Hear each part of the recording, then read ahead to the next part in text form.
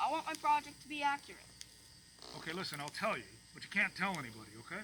Okay, I'm writing a school project that will be read to the entire school. No one will ever find out. Okay, so we got ready to go to Florida, and we got down to Savannah, and the car broke down. What are you gonna do now? The car broke down. What a bummer. Remember what Liam said. Just pass a joint real quick. This is just part of the journey. Maybe we can thumb a ride the rest of the way. Yeah, maybe. Right now I'm hungry. You want to get some food at the Trippy Chicky? Look at their sign. It says spend 5 minutes in the chicken coop and win $50. I can't see. That would trouble. Hey man, what's in there? I can't see you spending 5 minutes in a chicken coop. You're not that boss, man. Not me, baby. You. Sign says has to be a lady. No. I am not going in the chicken coop. I know it down to our last $8, but... No, this is gonna be far out. Come on, let's go. Don't forget the luggage. So what happened? Did you stay in the cage for 5 minutes? I don't think it would be that hard to do. Well, when the chickens are all male and in heat. Oh, God, I wouldn't do that. Yeah, she didn't want to either. But then this interesting thing happened during dinner.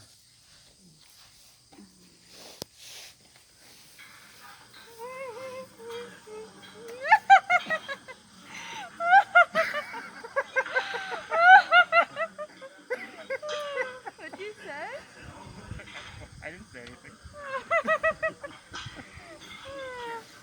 Oh, that was a good dinner. Let's pay and hitchhike home. But I don't wanna. Well, I don't want you, babe. Oh, what a bummer. You know, I still think it'd be groovy to see you in that cage. Ruby or not, I'm not going in the cage. Chuck, please! Chuck! Excuse me? Yep. This isn't even ours. This one's for $10. Excuse me! Excuse me! Excuse me! This bill is not ours. Y'all had the Southern Fried Steak Special. This is your check. Yes, but on the menu, it reads 2 Southern Fried Steak Specials for $5. That's 2 Southern Fried Steak Specials for $5, and y'all had 2 each. So, you going in the cage now? So she went into the cage? Yeah, but it wasn't a bunch of chickens she was going to be in there with.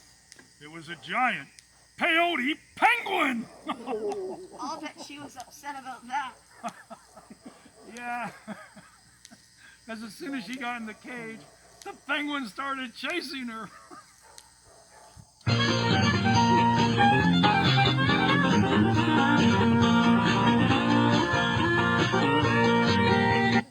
Really? You're kidding. Didn't she try to get out of the cage? Yeah, she did, but my foot was wedged in the door and I wouldn't let her out.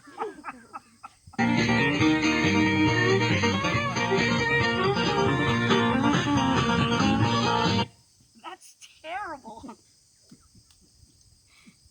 What was terrible were all the feathers that were flying everywhere. I mean, she was getting them in her mouth. In the end, she even had them in her socks and shoes. I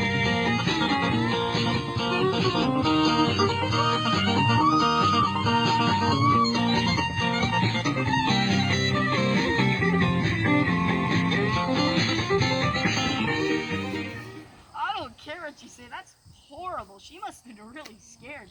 Why did she stay with you? Why she stayed with me is another question. Although, after that trip, we did break up for about a year, I think. Why? Why? Well, I wanted to go out west, and she didn't. Anyway, it was no big deal. We reconnected. And,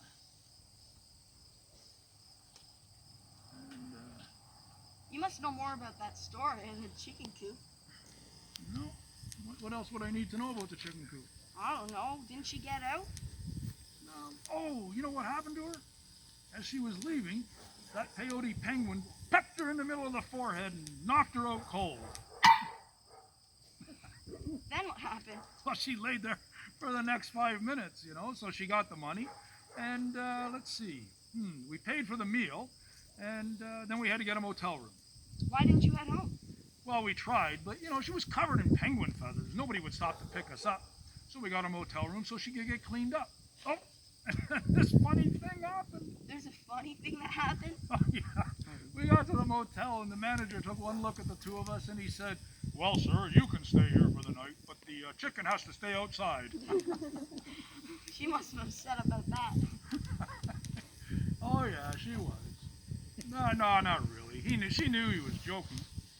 Anyway, we got all cleaned up, and the next day we took the car in to get it fixed. We had enough money for that. And a few days later, we arrived in Florida.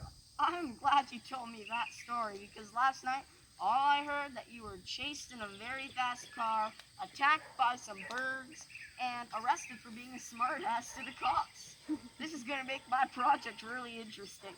What's that you're saying? Hi guys, how's the fishing? Oh, hey Lucy, are you feeling better? Much better, thank you. Although it took some doing to find you two. No thanks to you, Hairball. Hairball. That's the nickname Well, I I had didn't for know. him. I didn't know you wanted to come fishing. How long have you been standing there? Long enough to hear you say, and that's when we went to Florida. So what are you talking about, as if I didn't Well, know? Harry was telling me about your trip to Florida. I was about to tell you about that trip to Florida. I told him that the car broke down, we got it fixed, and we arrived in Florida a couple days later. Yeah, hey, the fishing's often better down here. Oh, thanks. Hey, have you ever wondered why Harry has a scar in the center of his forehead? Yeah, but he won't tell me. I think the Ah. fishing will be better if I leave. You're gonna love this story. It's about the time we were on our way to Florida and Harry had to spend 5 minutes in a chicken coop. Do tell. Is he gone? Yeah. Sorry for the ruse, I just wanted to talk to you on your own. Why? What's up? Well, I don't know if Harry told you, but after that trip, we broke up for about a year. Yeah, he told me, but he didn't tell me why. Well, I wanted him to stay with me because he wanted to be with me, not because of my condition. And his dad was getting everything ready for him to go to military school, and that was not his thing. He had to leave. I don't understand. Well, yesterday I heard you saying that your father was adopted, and I don't know who your grandmother was, but I'm hoping this story will help you understand her a little. You see, in 1968, I realized I was pregnant, and Harry didn't know, my friends didn't know, I couldn't tell my parents. I was young and scared and alone. Wow. What did you do? Well, after Harry went out west, I moved to Atlanta, and I heard they could help people in my situation. And when I was there, I met the most wonderful young lady named Linda. She too had a baby boy, and she went there knowing she was going to give her baby up for adoption, but I didn't know what I was going to do. A couple of months later, my baby was born at Emory University Hospital, and the day after delivery, a nurse came to talk to me and say that a young couple was interested in adopting my baby boy, and would I be interested in giving him to them? And the father was a doctor, and the wife was a nurse, and I knew right then and there that was the right decision. My baby boy would have a much better life. I guess that helps me understand what my grandmother might have gone through. You want to know what's weird? What's that? My father was born at St. Joseph's Hospital in Emory on December 1st, 1968. That's the same day Linda and my babies were born. And you know those hospitals are only 10 minutes apart. While searching for my father, well, my grandmother, his mother, I discovered that he was a Hicks baby. Dr. Hicks was selling babies to young couples who came from single mothers. My father was one of those babies. But my father told me that Dr. Hicks never kept any adoption records, so we'll probably never find out who my grandmother is. Oh, we found out years later what Dr. Hicks had been up to, and he was mine and Linda's doctor. He really got around to ruin people's lives. Yes, he did. We always wondered whatever happened to my baby boy. My grandmother told me that this locket came with my dad when she adopted him. It had a large L on it. Oh, may I see it? Lee, I think I know who your grandma might be.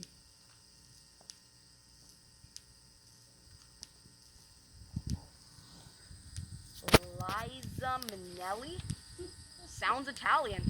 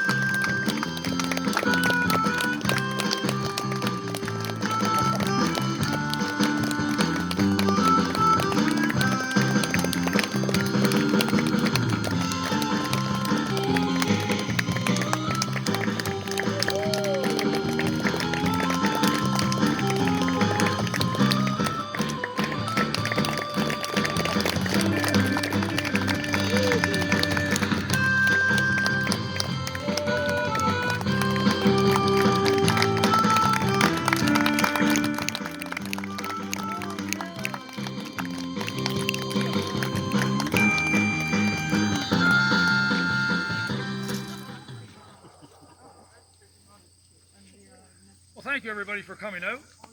I really appreciate it. I hope everybody enjoyed it, had a good time. If you have any questions about hippies, don't ask me. You've answered them all. I'm sure. What's that? You've answered every question. Oh, I anybody think so. ever Yeah. had. So, anyway, again, thank you very much for coming out. I hope you enjoyed the show. Thanks a lot. Thank you to Steve and Judy. Where's Judy? Thank you, Judy, for lending us your property to do the show. And